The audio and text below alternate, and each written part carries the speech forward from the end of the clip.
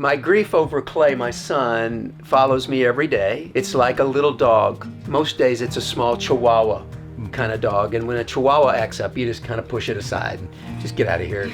But some days that grief is a German Shepherd or a large dog. And when that dog's acting up, you have to stop what you're doing and reorient yourself around that dog.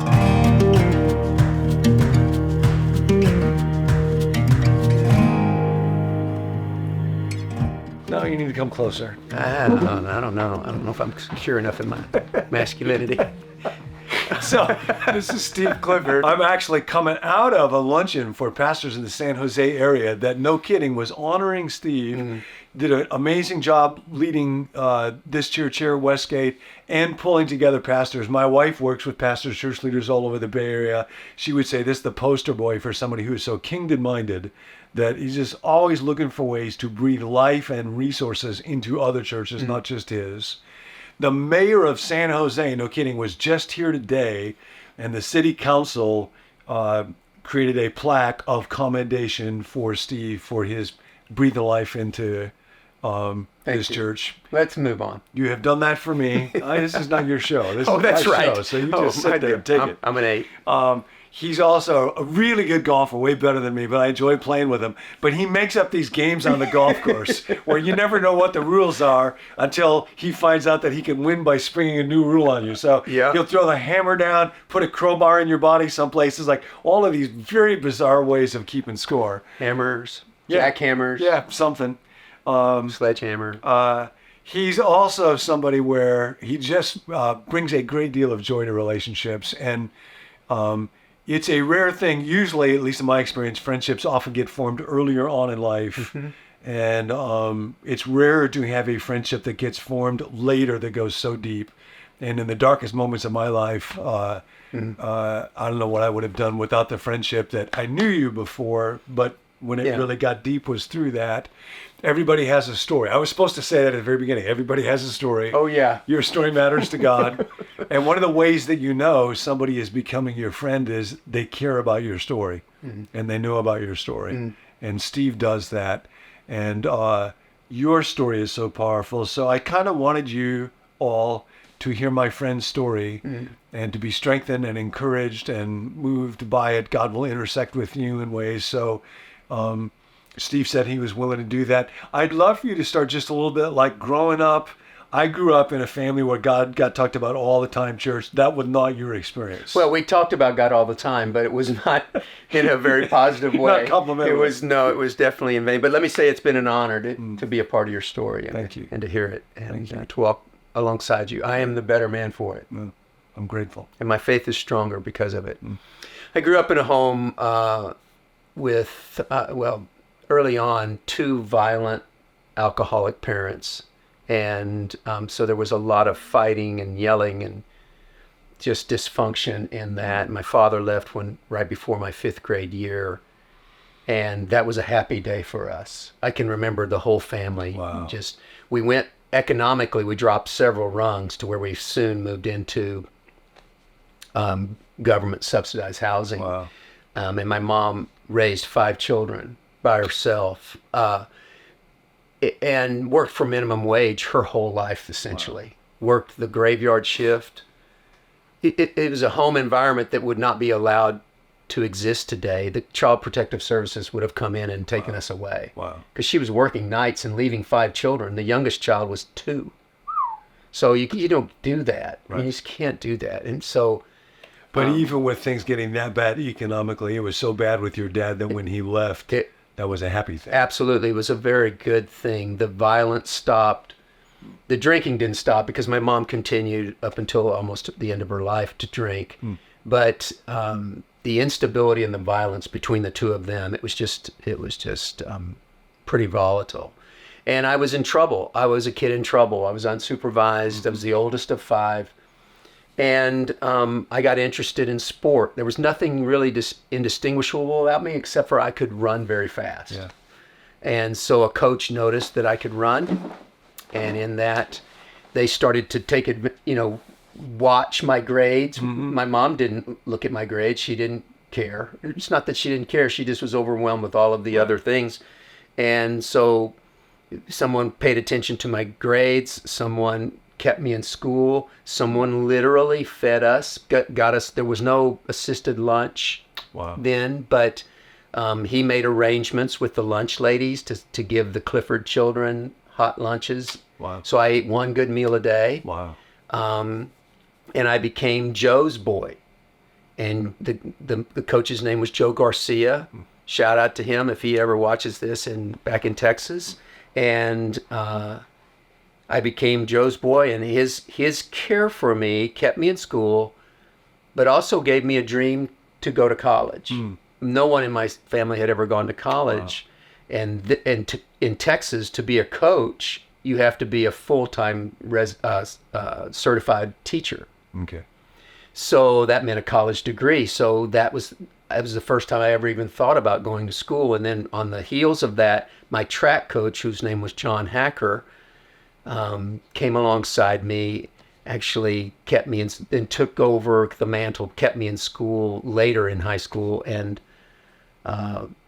the story was just God used sport to keep me in school and to give me a dream about something that eventually then I ended up going to the same college that John Hacker went to. Wow. And it was because there were coaches that believed in you, saw you, kind of saved you. That made it saved me out from jail for sure. Yeah. And I think I would have been in trouble. I was the kind of kid that was a little bit loud and creative. That's still true. And so it could have been really bad. Yeah. And then through the ministry of Young Life, a young man came into my life named Scott Coy, and he introduced me to Christ at a Young Life camp in Colorado. And so that was right before my senior year. So I was radically changed and directionally where my life was going. So when you met Christ, having experienced so much pain when you were growing up, did you have questions around where were you, God? Or did it feel like, no, there's so much hope here, I got to go this direction? Or how did you fit the pain of those early years with a loving God? Yeah, I was almost 18 years old, and I was absolutely certain that I was a sinner in need of help. Yeah. And that was so real to me that I didn't know. I had never read a Bible. I had never touched a Bible. Wow. That I can remember. Yes. Had I known all that was in the Bible, I would have had more pause. I didn't know that Jesus was asking so much of us. Yeah. As you pointed out in the Sermon on the Mount series that we had just previously, he was asking quite a bit of us, and rightfully so. I think that's fine, but I didn't know of it. Part of the idea of story is, and we'll talk about this more later on, we never know ahead of time what lies before us. And that's part of what gives the story meaning, and it's a real good thing. But looking back on it, it's kind of scary. Yeah, and there were so many little choices that seemed so insignificant at the time that were actually directional shaping. I mean, so I go to school, I play football in college, it keeps me in school, I get involved in ministry, serving in the parachurch organization Young Life. Yep.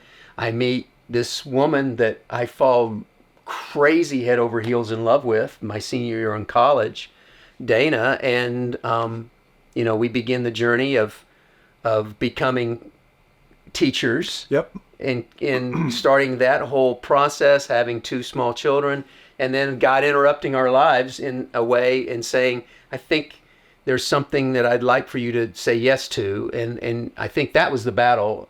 And going full-time ministry, vocational ministry, we felt like we were already in full-time ministry. Totally. And I mean, anybody who's around Steve, coach just drips off of you. Yeah. That's who you are. Yeah. So how did that shift? In fact, they say my sermons are really more like a haltime talk, where I just stand up for 25 minutes and yell at you. Yep.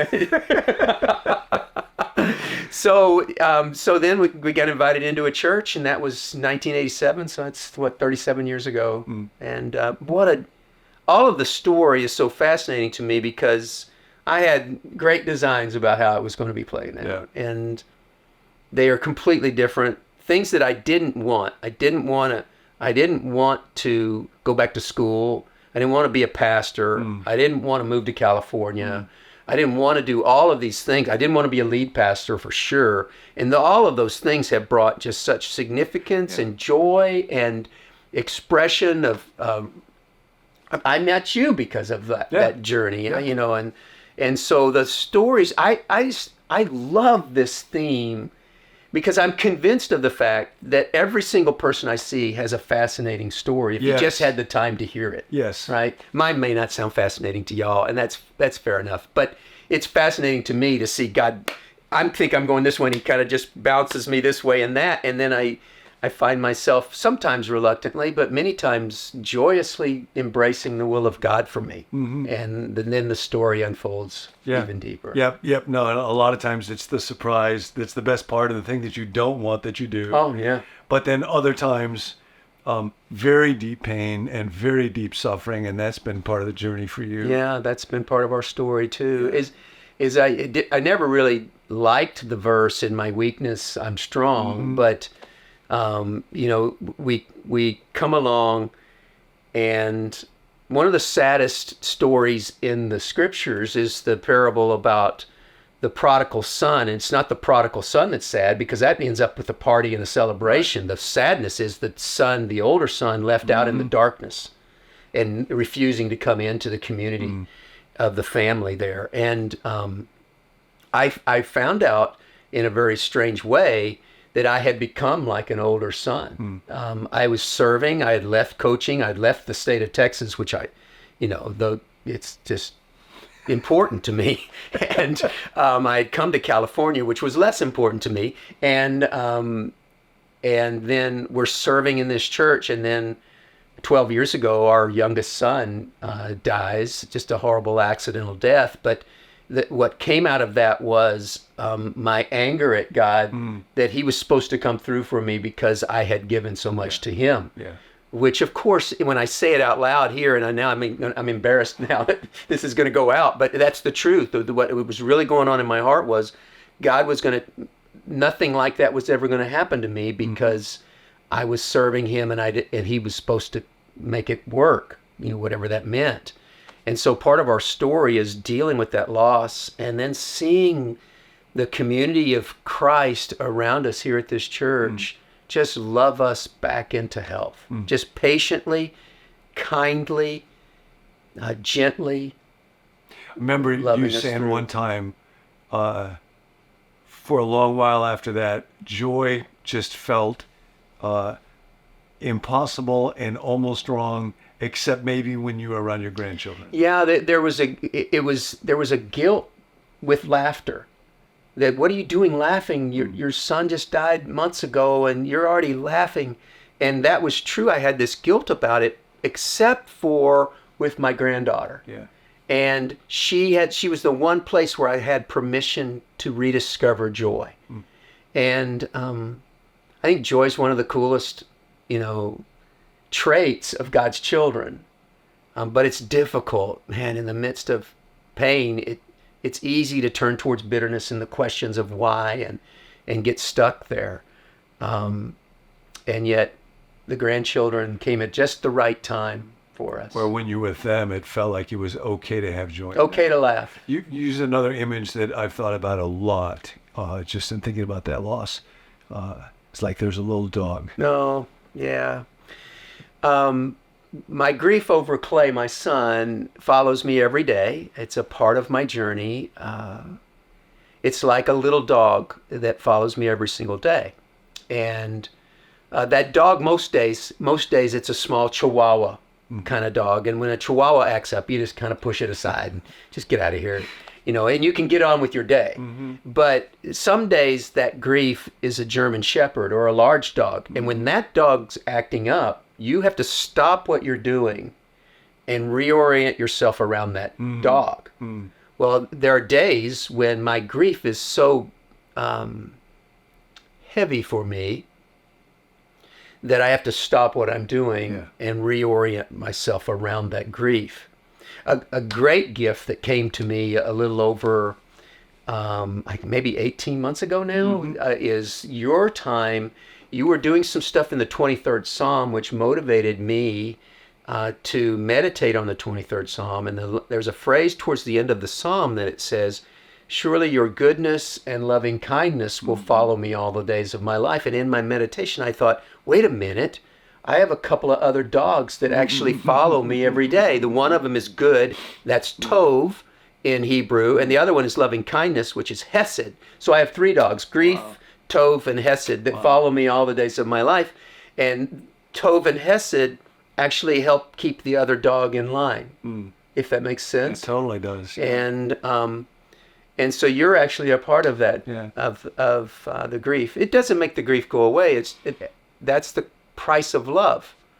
So you don't have to, but I'm just thinking there'll be people that are watching this, and for some reason, I think because our journey, this community, Fellowship of the Withered Hand, has lots of folks that have experienced a sense of loss or pain or something that doesn't work or something that's withered or some way that life didn't turn out the way that I thought it would be. And it's often very, very disorienting at first.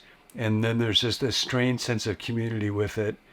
If you were going to speak to somebody who are maybe still kind of more on the fresher edges of loss, hurt, grief, disorientation, and not that anything ever is the way that it was before, but finding a way through, what would you say?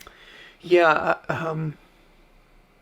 I think what I would say is that in the midst of your pain, there's going to be a lot of well-meaning people that will come around you that in their process of trying to help you will use the word should. Well, you should do this, or your pain should look like that. And I would say, unfortunately, we end up shoulding all over ourselves. And there are no shoulds. Yeah. In grief, deep grief, there are no shoulds.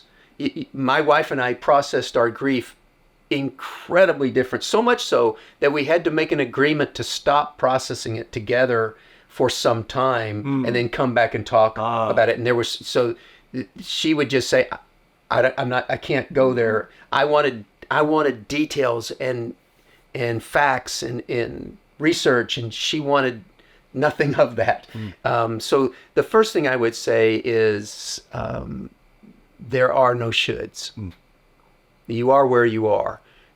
If you're stuck, if you've been someplace for like 6 months, then maybe you would want to try to talk to someone who a grief counselor or a therapist about it to try to be unstuck. But they may tell you, well, here's phase 1 and phase 2 and phase 3, and those are, I guess, all good. But you may be at 3 and then you go back to 1 and you think, oh my gosh, I'm broken. I didn't go in order. No, you're not. You're just human. You're just human, processing this deep pain in a way that is honest to it and thoughtful to it. And so there are no shoulds. The second thing I would say is the only way out is through. You just have to stay at the process of life and not give up on it, and not give up on people and relationships and cause that pain to turn you inward and bitter. And instead, I'm going to just say, I'm going to persevere the best I can for this day, however it is expressed. And then you just stack a day on top of another day. For months, I thought I'd never preach again. Wasn't sure what I would do. And we just stacked one day onto the next. And we're still doing that. It's been 12 years, and we expect that I will have grief over my son Clay every day from now on. That's just part of what it meant to love him. That's the impact his presence made on my life, and I don't want anything different than that. And so now, and I don't understand how or why it works this way, but I was thinking, it's very fresh at this lunch when people would talk about Steve, and these are pastors who themselves are leading churches. As a son, you experienced about the biggest father pain that you can, because he wasn't there. He left you. And then as a dad, you experience about the worst pain that a father could, to lose a son. And in that room, guy gets up and he's talking about Steve's role in his life, and he says, father. Mm-hmm. Like, I didn't have a dad to help me learn things, and you would take him out. This big guy would not have thought that was the word that he was going to choose. And it was father. And then another guy says, yeah, I had a dad, but father. Mm-hmm. And that somehow, out of that enormous pain, which I wish you didn't have to go through, somehow part of what God brings about, is for you to be able to give to somebody else something that was so lacking and so much a source of pain in you. And somehow there's a lot of the cross in that, a lot of Jesus. Yeah, I think so too. You don't want it. No. And you can never really, I could not ever manufacture those things that were said. But I'm still grateful. I'm just grateful for it. Yeah. So you have a story. None of us gets the story we want. Mm-mm. But God has a better story, which we'll experience a little bit now and more fully one day. I hope in your story he will send you a Steve Clifford along. Thank you, John. Thanks, Steve. Hey, if you enjoyed that video, be sure to subscribe to our YouTube channel so you don't miss any future teachings from John Ortberg here at Become New. My name's Tim, and I'm a part of the team here. This series is all about stories. Everybody has a story, and everybody's story matters. And we want to know about your story, whether it's a story of coming to faith or a story of spiritual growth. Whatever it is, we're here for you. You can email that to us at connect@becomenew.com, or you can text it to us. You can also sign up for daily reminders whenever we drop a new video via text by texting the word BECOME to the number 855-888-0444. You can also send us prayer requests there. There's a team of us that meet to pray each weekday for viewers just like yourself. If you'd like to receive the emails that go along with each video, be sure to check that out at becomenew.com/subscribe. More than a video to watch, this is really a community to belong to, and we're so glad that you're a part of it. We'll catch you next time.